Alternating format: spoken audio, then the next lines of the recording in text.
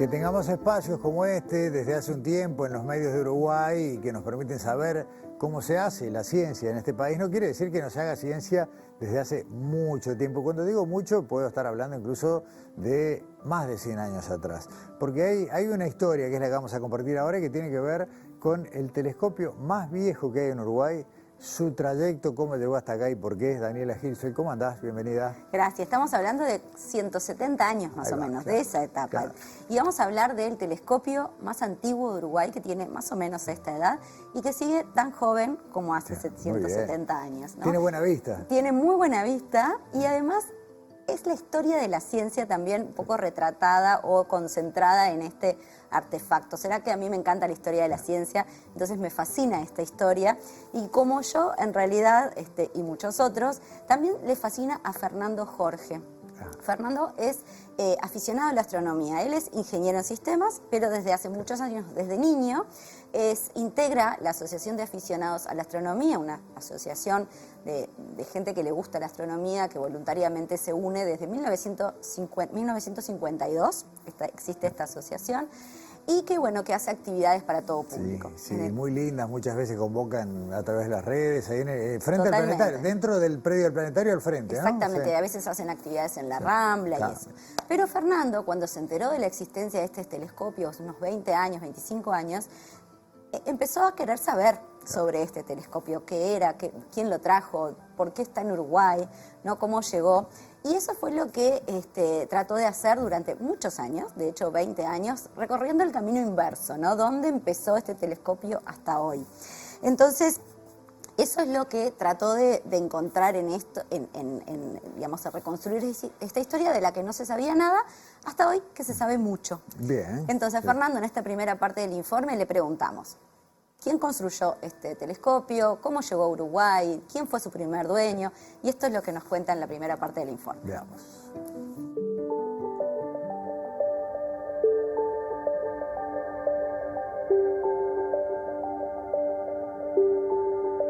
Este telescopio es un telescopio fabricado por Henry Fitts, que fue el principal fabricante de telescopios de Estados Unidos a mitad del siglo XIX. Este en particular se fabricó en 1854 y llegó al Uruguay unos años después, en 1859. Lo trajo el cónsul inglés William Leadsom, quien estuvo acá en nuestro país 10 años, entre 1859 y 1869. El telescopio está ubicado cerca de la Plaza Matriz, a una cuadra, y el dueño, que era el cónsul inglés, invitaba a personalidades de la época a mirar por el telescopio, bueno, y conocer el cielo.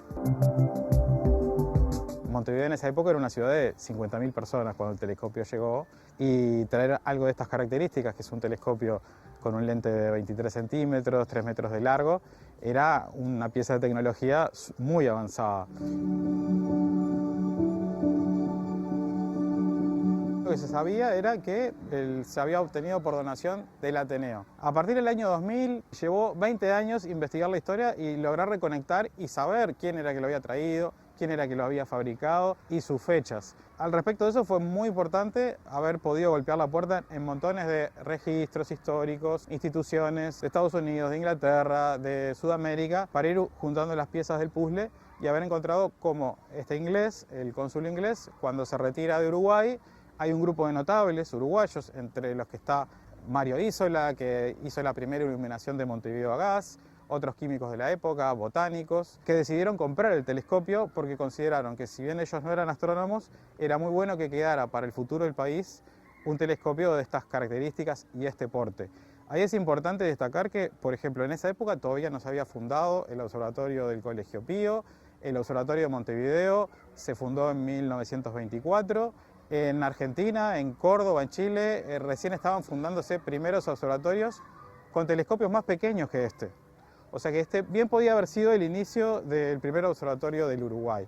Eso no ocurrió, estas personas que no eran astrónomos lo tienen un montón de años en su poder y finalmente cuando se crea el Ateneo de Montevideo, ellos ven adecuado donárselo. Se lo donan al Ateneo, quien aún no tenía edificio propio, y en los planes del Ateneo es cuando construyeron el edificio instalarlo en un observatorio. Eso por algún motivo no ocurrió, así que estuvo guardado unos 80 años en caja.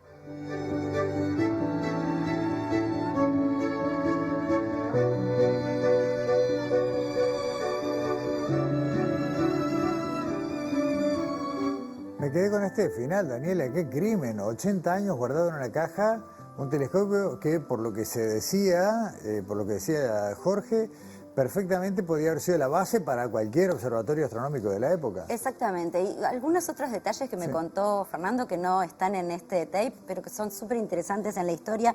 Por ejemplo, Fitz, el que lo construyó, incluso fue uno de los que desarrolló algunas técnicas y utilizó técnicas muy novedosas para la época para pulir los lentes, los cristales que daban origen a los lentes de estos telescopios.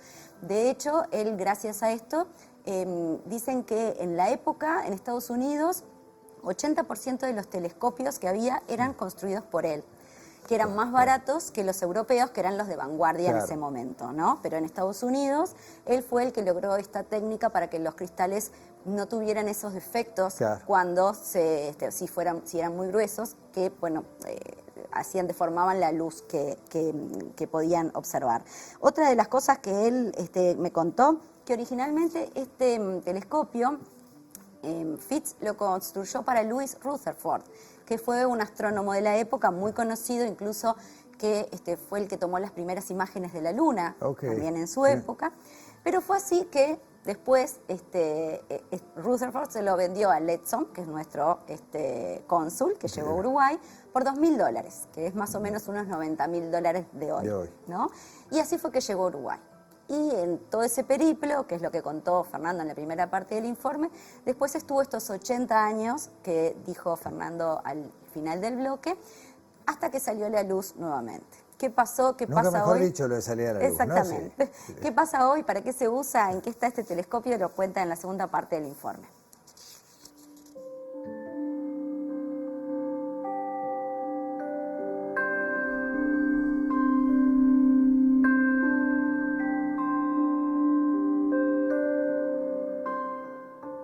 Este telescopio llegó a la Asociación de Aficionados a la Astronomía en 1965. La asociación se enteró que en el observatorio de Montevideo, ubicado en el edificio del IABA, había un telescopio que estaba ahí guardado en una caja desde hacía más de 20 años, que nadie usaba y que a su vez pertenecía al Ateneo de Montevideo. La asociación se comunicó con el Ateneo de Montevideo, quien prácticamente desconocía eso que tenían, y se lo cede a la asociación con la condición de que lo pusieran en condiciones y en uso. La asociación lo tomó, lo limpió, lo puso en condiciones y se encontró con que el telescopio estaba bien, estaba usable, y durante muchos años, hasta 1988, el telescopio se manejaba en su trípode. En el año 88 se logra, en lo que está detrás mío, que originalmente era un tanque de agua del planetario, que antes de que lo derrumbaran la asociación lo pidió para usarlo de observatorio. Llevó muchos años, un proceso muy largo, porque todo el trabajo de la asociación lo hacen voluntarios. Y bueno, con la colaboración de mucha gente se transformó el tanque de agua en observatorio, con su cúpula, con todo, y se colocó el telescopio allí, desde donde, bueno, hace todos estos años que se usa.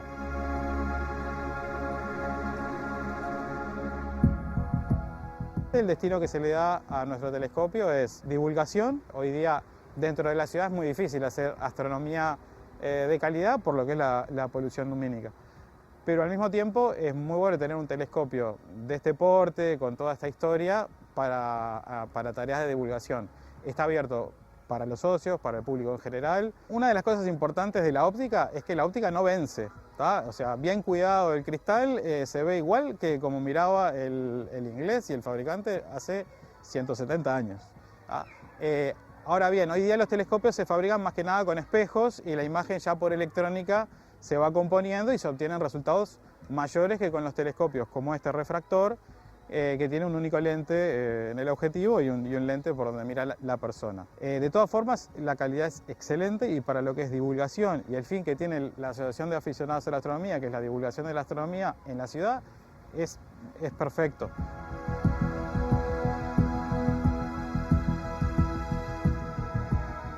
Con él se pueden ver principalmente y con muy buena calidad los planetas del sistema solar, Júpiter y sus nubes, Saturno y sus anillos, la Luna con muchísimo aumento, se puede ver mucho detalle de los cráteres y bueno, todos los cuerpos del sistema solar o cometas es ideal para ver.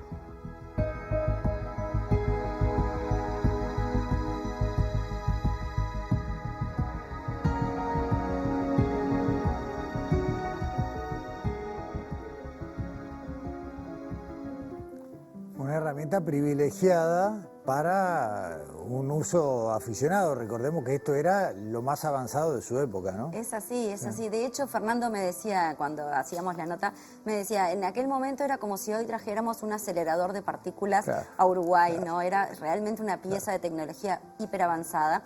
Y de hecho, Leadsom le gustaba compartir. Él era aficionado a la astronomía, era geólogo, era naturalista. Formaba parte de asociaciones científicas del mundo, cuando acá todavía obviamente no había ni siquiera una comunidad científica. Había personas que trabajaban en algún campo, pero no como agrupación, ¿no? Entonces Leadsom le gustaba invitar a gente, sobre todo de la alta sociedad y gente, digamos, cercana a la ciencia, a su casa a ver este telescopio.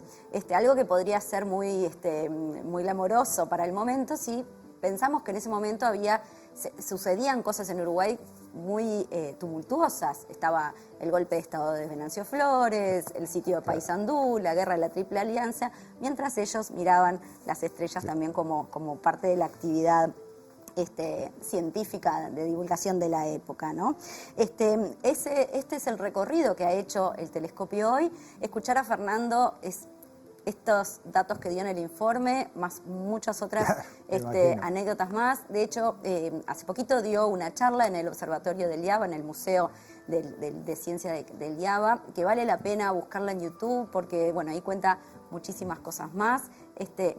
Y que sepan que este observatorio, este telescopio está activo allí en el Planetario de Montevideo, donde se puede ir cuando la Asociación de Aficionados haga actividades. Que se veía la dirección, ¿no? La página web aaa.org.ui. Sí. Así que está bien. Bueno, Dani, muchas gracias. Hasta la semana que viene. Y vamos yendo rumbo a la primera pausa, pensando, ¿no? Escuchábamos a Fernando Jorge hablar de la polución lumínica de la ciudad y cómo esta complica la observación astronómica. Bueno, con eso volveremos después de la pausa.